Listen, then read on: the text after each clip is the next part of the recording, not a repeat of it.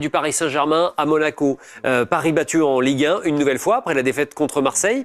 Également, est-ce que ce PSG-là peut être inquiétant ou est-ce que, tiens, écoutons Luis Enrique, si ça vous convient, pour essayer de comprendre un peu les enjeux. Paris a gagné contre Tottenham dans un beau spectacle en Ligue des Champions, mais a perdu à Monaco donc pour l'entraîneur espagnol.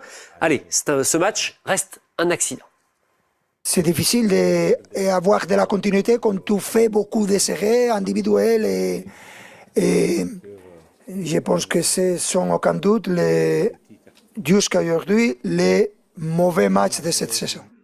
Bon, c'est le plus mauvais match de la saison. Ludovic, vous, l'ancien Parisien. Oui, j'y étais en plus, donc j'ai pu analyser un peu tout ça, mais c'est vrai qu'ils étaient, par rapport à mercredi à Tottenham où c'était le grand PSG, c'est vrai qu'on s'est retrouvé avec pas de jus, pas beaucoup d'erreurs techniques par rapport au milieu de terrain qui est normalement le point fort du PSG. Et forcément, les mecs, tu vois que c'est pas des surhumains, que quand il manque 2-3 grands joueurs, forcément, l'équipe elle est moins bonne et que quand t'as pas tout ça qui va bien, et puis t'as des matchs qui sont sans énergie et à Monaco c'était un match sans énergie, beaucoup de problèmes techniques et Monaco n'a pas fait non plus un super match, mais ils ont eu. Mais ça a suffi. Ça a suffi sur cette soirée-là. Donc pour vous la thèse de l'accident tient la route. Bertrand.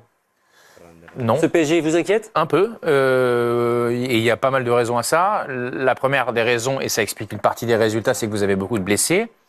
Un certain nombre, c'est-à-dire que pour le moment, au 1er décembre, Dembélé n'a pas vraiment commencé sa saison à cause de ses blessures. Quasiment la même chose pour Désiré Doué. Ils sont, selon moi, deux des meilleurs joueurs de cette équipe-là. Et j'ai pas de certitude, à l'heure où je vous parle, de savoir si le PSG n'aura plus de blessés en deuxième partie de saison. Ça, je sais pas. Et pour le moment, la réalité du PSG, c'est qu'il y a un PSG avec énormément de blessés. Donc on verra les conséquences, notamment de la Coupe du Monde des clubs. La deuxième explication, c'est que vous avez un certain nombre de recrues qui ne donnent pas satisfaction. Le gardien en fait partie, la défenseur central remplaçant Zabarni également. Et qu'il y a un investissement qui semble un peu différent en Ligue 1 qu'en Ligue des Champions. Donc il y a différents éléments qui me laissent à penser qu'il y a des sujets. Alors, le PSG, il n'est pas en crise et on voit bien en Ligue des Champions qu'ils ont une marche sur un certain nombre d'équipes. Vous avez eu aussi quand même une belle piqûre de rappel contre le Bayern parce que pour moi, le match le plus inquiétant de la saison, il n'est pas dimanche dernier, il n'est pas le week-end dernier, il est contre Munich, c'est contre Munich. Et en plus, contre 11. On est en mesure de choisir son match ou pas quand on joue, mais quand je regarde dans l'investissement, c'est 43% de duels gagnés en Ligue des Champions et seulement 39% en Ligue 1. Ce qui dit quand même quelque chose. C'est l'enchaînement des matchs, voilà. parce que l'effectif, à mes yeux, il n'est pas suffisant en fait. En réalité, il y a 13 ou 14 joueurs. Et après, si on commence à comparer, si on prend juste, nous on a fait le match Arsenal-Chelsea, quand on voit les absents à Arsenal, il y a beaucoup de blessés. Et quand on voit l'équipe qu'il aligne hier, Arteta, c'est une équipe Champions League. Ouais. Et je trouve qu'à Paris, en qualité, il y a de la qualité, mais en quantité... En fait, ce qui est difficile avec le PSG, c'est qu'ils ont fait quelque chose l'année dernière sur 6 mois, entre janvier et fin juillet, que peu d'équipes réussissent dans l'histoire du foot, c'est-à-dire d'avoir toute leur force vive au moment où ils avaient besoin d'avoir leur force vive. Moi, j'ai rarement vu, je regarde du foot depuis bientôt 30 ans, des équipes qui arrivent comme ça à tous les matchs importants à avoir tous leurs joueurs dans les meilleures dispositions. Ça a été le cas d'Dembélé, ça a été le cas de Nuno Mendes. Tous les joueurs clés ont été là tout le temps sans jamais avoir un suspendu. Et peut-être que le Paris Saint-Germain, sur ces 6 mois-là, a été à un niveau qu'il ne retrouvera jamais. Ça, je suis pas médium, je peux pas le savoir. Mais en tout cas, l'année dernière, tout semblait réussir au Paris Saint-Germain. Et l'autre aspect qui m'inquiète dans cette équipe-là, c'est que pour moi, les deux meilleurs joueurs, ou en tout cas les deux joueurs indispensables, ce sont Achraf Hakimi et Nuno Mendes, sont eux qui mettent le niveau de performance du Paris Saint-Germain là où il était la saison passée, et ils sont, par la force des choses, moins bien cette année, puisqu'Hakimi a été durement blessé, et qu'on ne sait pas comment il va récupérer après la CAN et avec les objectifs qu'il a. Après, ils étaient là contre Marseille. Ils étaient tous les deux titulaires, ils ont quand même perdu à Marseille. C'est juste une question mentale, parce que j'ai eu la chance de gagner la Ligue des Champions, et je vous dis que quand on a une saison, comme tu dis, 6 mois où ils ont été au top du top, mentalement, tu relâches un petit peu. Il y a un relâchement, mais c'est sûr. C'est obligé.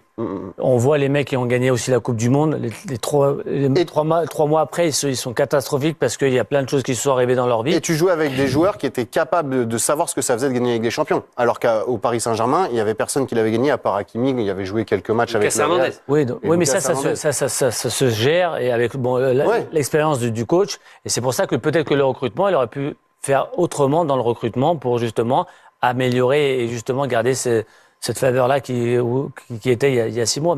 Mais c'est logique et normal que les joueurs, à un moment donné, se disent, comme tu disais, on choisit pas nos matchs, mais on sait que... Il y a une décompression. Il y a une décompression. Mais c'est là où on revient avec Et aussi en Ligue des Champions, alors. Parce que...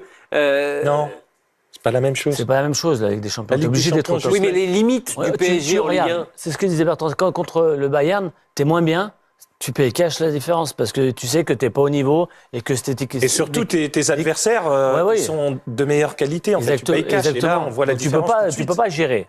T'es donc, obligé d'être à 100%. Et sur ce match-là, contre le Bayern, ils étaient inférieurs au Bayern, point bas. Et ça s'est vu sur le résultat. Mais en championnat, tu peux tricher parce que tu as trop de qualité. t'as trop de qualité, t'as des joueurs qui peuvent faire la différence. oui, mais parce que là, vous partez du principe que on peut tricher ou un peu s'arranger sur Mais certains non, matchs, c'est-à-dire ne pas être C'est pas arrangé, c'est juste que tu fais moins d'efforts.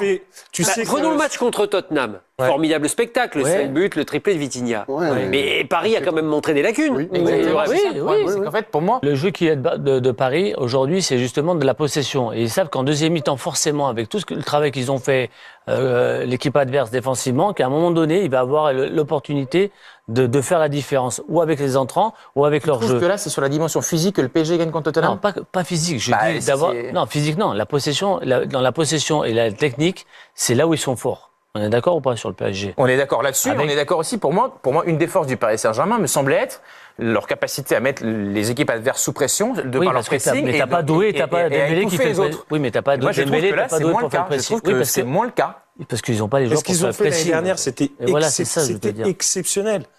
Et physiquement, ils sont moins bien. Et tu le vois déjà, si t'as pas T'as pas le même Mendes, pressing. Hakimi, T'as déjà, pas le même pressing. c'est pas le même PSG. Ouais, mais Mendes, Hakimi, il était là contre le Bayern et bon, la moitié du Ouais, match. mais les gars, Ouais, c'est mais pas il des était à la moitié du surhumains. match, il Ils a pas peuvent fait mieux que louper les un autres. match. Ça arrive d'être pas bon à un moment donné parce que t'es T'as le droit, fatigué. t'as le Ils ont le droit. Ils ont le droit d'être moins performants. Moi, ce qui me rassure un petit peu, c'est que on est à la première partie de saison. Il y a des joueurs comme Dembélé qui vont revenir, Doué qui va revenir, Hakimi on ne saura pas, Mendes aussi parce qu'il Il a va besoin. revenir aussi. Non, mais il a besoin de souffler. Ouais, mais Je veux Ludo, dire, la tu dis deuxième que partie. quand ils vont revenir, eux, il n'y en aura pas d'autres qui seront absents. C'est ça le problème, c'est qu'on peut pas le savoir, ça. Non, on ne saura pas. Mais pour l'instant, ces 4 joueurs-là qui sont importants, Ouais, bien sûr. ils vont faire du bien au PSG. Ouais. Et ils vont arriver dans une phase où on a besoin d'eux pour la fin de saison.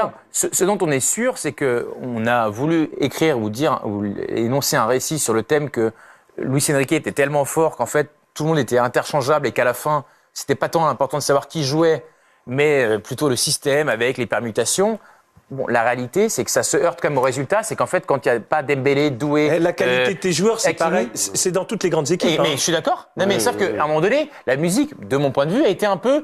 C'est pas, en gros, c'est Dembélé, c'est Mayoulou, Mais c'est attends, lui, c'est ma grand-mère, donc c'est pareil. Je te contredis par Pas tout rapport à au match fait, au pas Barça. tout à fait alors. en fait. Au Barça. Et c'est j'ai dit quoi, Margot? J'ai dit en amont, j'ai dit c'est bien ce que sûr. je n'arrive pas à comprendre dans la saison, c'est comment ils ont pu faire ce match-là à Barcelone. Parce que c'est le seul truc que j'arrive pas à comprendre. C'est que le reste, je comprends. C'est-à-dire que tes meilleurs joueurs sont pas là, bah les matchs tu les gagnes moins ou t'as moins de marge. Ça, je l'ai. Mais comment tu donnes une telle leçon à Barcelone? Ça, j'arrive pas. Je l'ai pas. Moi, ça fait un peu plus de 30 ans. Force. Saint-Germain. On force un Ouais, peu plus. Et il c'est faut- là il faut où le Luis. digérer aussi, Oui, quoi. oui, mais C'est Luis pas Enrique simple. devait anticiper un petit peu par rapport à son banc. Bon, aujourd'hui, il a perdu Dembélé parce que Dembélé aussi, il va revenir. Il est quand même Ballon d'Or. Il y a une pression énorme. Il n'est pas revenu depuis qu'il a voulu jouer contre le Bayern, mais il était blessé. Excuse-moi, il boitait. Donc, on l'a pas revu réellement en tant des que bouts de Ballon match d'Or. Tottenham la semaine dernière, mais vous c'est n'avez pas- pas encore le Dembélé Voilà, Ballon d'Or mais il a- titulaire qui a 4 Mais lui, il a envie de jouer parce qu'il a envie de prêt démontrer que physiquement. c'est le meilleur joueur du monde actuel. Et forcément, il a envie d'avoir ça, mais il a une pression supplémentaire par rapport à ça. Donc, il faut gérer tout ça. Il faut. Et juste C'est pour pas le finir, calendrier de la Ligue des Champions qui aidera à en savoir un peu plus, parce que Paris a quand même plutôt de la réussite. Ouais. Les prochains adversaires, Bilbao là-bas, le Sporting, Newcastle. Bon, Bah ouais. Bah non, mais oui, Bilbao, là-bas, non, il y a mais gagné, d'accord, il y a enfin, gagné cette année en ça reste Je sais pas, globalement. vous m'avez dit que quand il y a eu le tirage allez, au sort, non, mais c'était le Monaco, pire c'est pas dingue non tirage, plus, hein. que Paris n'aurait jamais pu avoir un pire tirage. C'est la petite musique qu'on a entendue. Ouais, c'est Ah oui, vrai, d'accord. c'est vrai. Mais moi, je suis Je pas trouve que le musicien. tirage, il était pas simple. Je suis pas. Hein Oui, Moi, je trouve que le tirage, il était pas simple Non, du il tout. n'était hein. pas simple, mais il n'était pas Non, mais aussi puis- dantesque Allez, que ce qu'on a pu. Allez-y, Margot, pour Non, conclure, non, on passe au cocktail après. Non, mais si Tottenham, c'était ils ont si fini simple. 17e l'année dernière. Bon, voilà, il y a le Bayern et le Barça, Oui. je suis d'accord. Ouais. Si Alors, c'était si allez-y, simple Margot. juste d'enchaîner, sur les 35 dernières années, il y a une seule équipe qui a gagné 2 Ligues des Champions de suite, même 3, c'était le Real Madrid. Alors, avant c'était une Milan AC en 90. Enfin, je veux dire, c'est pas si simple, quoi. L'année après que vous ayez gagné avec des champions. Mais là, on n'est pas uniquement sur est-ce que le PSG ils vont gagner avec des champions ou non. Là, mais c'est à date, au 1er décembre, ils sont pas premiers de Ligue 1. Et en Ligue des Champions, ils ont pris une danse à domicile contre Munich 45 minutes. Ça ne veut pas dire que c'est rédhibitoire. Dernière image, c'est le Ballon d'Or, c'est celui d'Ousmane Dembélé. Le Golden Boy, c'est Désiré Doué. Tout au Sport, le journal italien qui lui a remis les images sont toutes chaudes. Le voici en ce début de semaine en Italie. Pas mal le Golden Boy. Mérité. Quand vous étiez en Italie, tous les deux, il n'y avait pas le Golden Boy. C'est pour ça que vous ne l'avez pas eu. Non. Mais je ne l'aurais pas eu non plus. Moi, je suis comme Luis Enrique, je n'aime pas les distinctions individuelles, mais c'est très personnel. Oui, mais c'est ignorant. Ça participe aussi à créer des légendes, des débats. Bien sûr. Et je pense que dans le grand récit qu'on a de Messi, de Ronaldo, leur nombre de ballons d'or compte dans leur popularité. Enfin, je trouve que c'est bien que ça existe. Ça peut pas être que ça. C'est-à-dire qu'on peut pas gagner les titres collectifs pour avoir des titres individuels. C'est que la finalité pour moi, ça doit être de gagner avec des champions, de gagner la Coupe du Monde, etc. Mais si après vous avez la cerise, je trouve ça bien. Alors, la cerise, c'est pas franchement là-dessus que nous allons intervenir pour le cocktail. Ce qui va compter, ce sont les infos de lundi. Et aujourd'hui, la direction de l'arbitrage a reconnu l'erreur de Clément Turpin. Alors, on a l'impression que tous les lundis, la direction de l'arbitrage reconnaît les erreurs. Là, il s'agit du match changer le nom de l'arbitre. Mais c'est bien sur cette image-là, l'intervention de Lamine Camara sur Chevalier. Camara, le monégasque, n'a pas été exclu. Clément Turpin n'a donc pas décidé de sortir le rouge malgré visionnage des images. C'était samedi à 17h. Lundi, quasiment à la même heure ou un tout petit peu après, communiqué, la direction de l'arbitrage français reconnaît l'erreur. Bon, c'est bien, mais franchement, ça ne va pas changer grand-chose à l'histoire. Moi, ce qui m'intéresse. Ce VAR, franchement, je supporte plus. Clément Turpin est allé voir l'image. Mais je ne parle pas de cette erreur-là, je te parle en général de signaler un hors-jeu. Il faut attendre qu'il est dans l'oreillette pour que maintenant l'arbitre de touche, il lève le drapeau. Ça devient ridicule. Tu marques un but, tu es content. Parce que là, on perd de l'émotion et de l'énergie aussi. Quand tu vas marquer un but, tu penses que tu as marqué un but, attends 3 minutes ou 4 minutes. Si c'est valable parce que le VAR, hors-jeu ou faute d'avant ou main, ça devient chiant et pénible à regarder. Et le joueur, quand je marque un but, parce que ça m'est arrivé souvent, t'es dans un délire. Tu vas arrêter, toi, de te la raconter. Non, mais t'es dans un moment de cigare, non, mais Olive, t'es dans un moment de 15 secondes où t'es ailleurs, t'es dans ton monde.